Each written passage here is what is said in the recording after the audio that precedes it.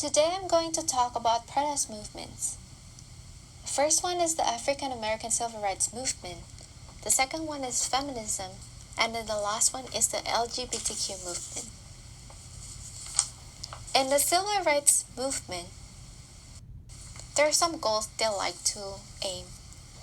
It's to end racial discrimination against African Americans and also free the oppressed. Black people who are living in the North are the first generation people, and the ones in the South migrate to the North because of the worst and brutal discrimination in the South. Dr. Martin Luther King adopted the tactics of nonviolent way to end racial discrimination. But honestly, the only solution to end discrimination is by Black Revolution, which is an armed struggle. For 400 years, the majority of African Americans have been involved with peaceful coexistence, which is the Nonviolence Act, in hope of banishing racial segregation that was happening. But it's time to end the game of talk and really put into actions. So there is the urban guerrilla warfare tactics.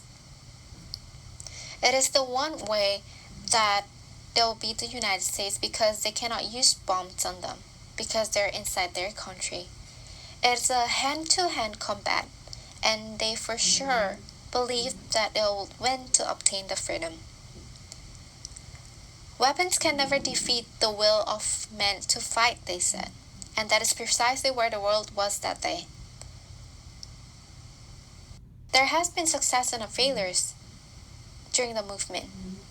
The amendment of Title VI Civil Rights Act of 1964 includes sex along with race, color, religion, national origin, age, and other prohibited bases of discrimination.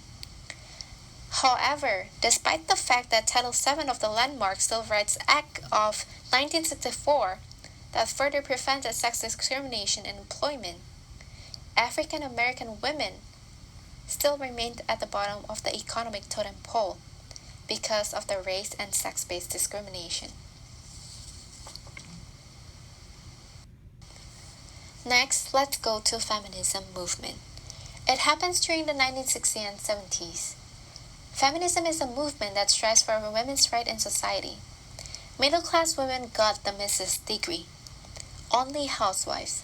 They are not allowed to fulfill their potentials as human beings. Because of that, they struggle for equal rights as men. As what primary document readings have implied, feminism cannot be regarded as just one singular noun. It involves many categories of feminists, such as black women, white middle class, poor women, male feminists, professional women, lesbian feminists, and etc.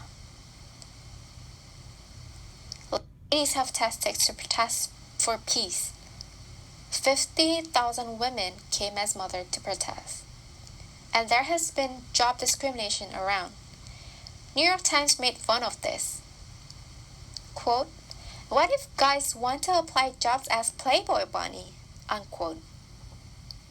Professional women didn't find this humorous at all because there have been differences in the salary between men and women. Males got paid more than females. White males and non-white males gain $6,704 and $4,277 respectively, while white males and non-white males gain $3,991 and $2,861 respectively. Consider that there were approximately 3.5 million more women than men. The situation was outrageous. And because of that, the women created the National Organization for Women to solve for equal employment opportunity. In 1968, there has been a Miss America pageant, but people were not happy. All objects of female discrimination such as bras, stockings, makeup, pantyhose, hair appliances has been thrown into the freedom trash can. That is because that women's body has become objectified and discriminated.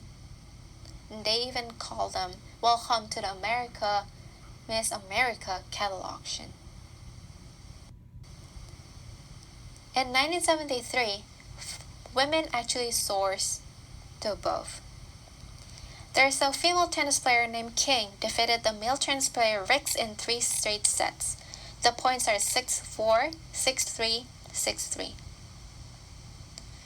Title VI law requires federal funding in university to treat female athletes equally as the male athletes.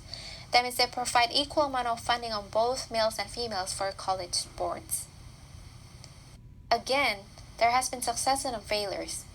In 1930s, it's been hard to procure condoms or birth control pills, but in 1960, it's easier to get them.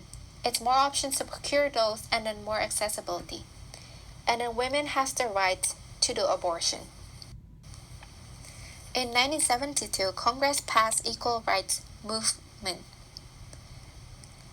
In the 20 states have ratified in 1 year, but because no sufficient ratification from poor timing, the amendment failed. So now let's go to the LGBTQ movement. It crosses all boundaries of life as it goes back into the 20th century. This activism is the degree of social stigmatism that plays a role in the movement.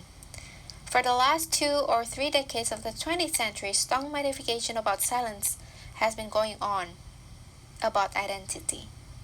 The sexual revolution is crucial. Henry Gerber is the founder of first documented homosexual organization in Chicago in 1925. In the early 20th century, homosexuality was regarded as abnormal.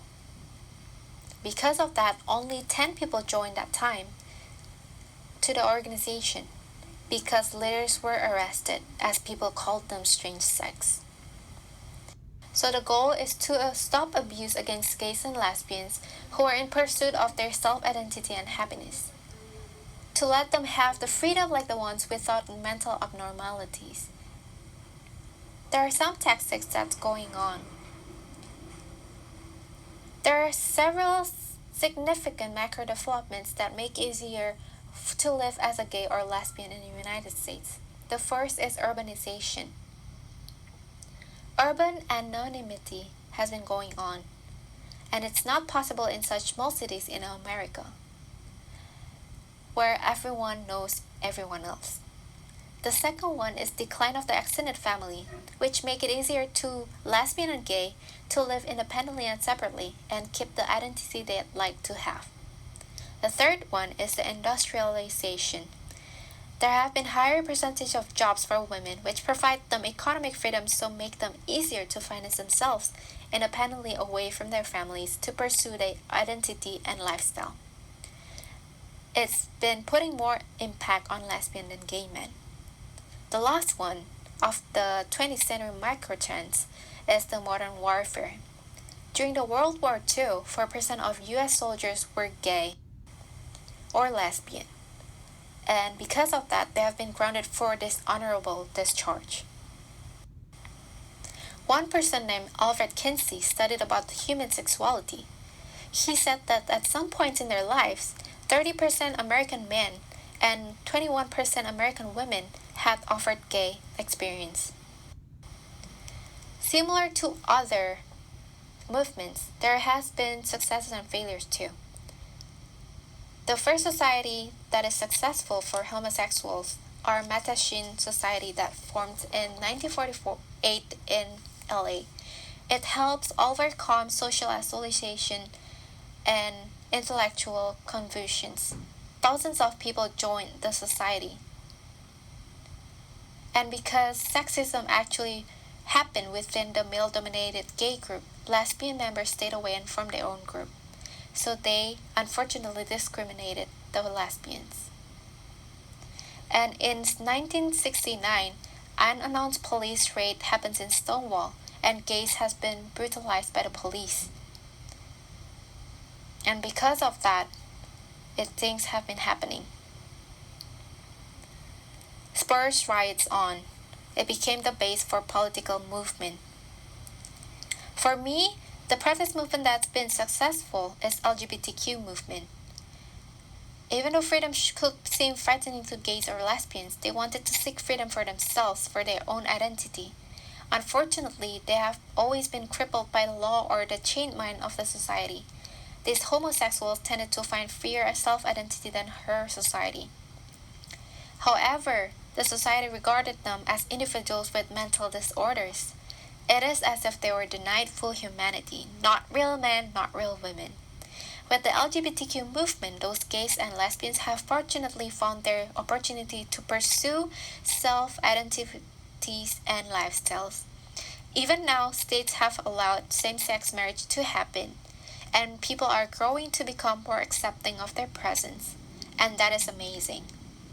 That is why, for me, in my own opinion, that the protest movement that was most successful is the LGBTQ movement. Thank you.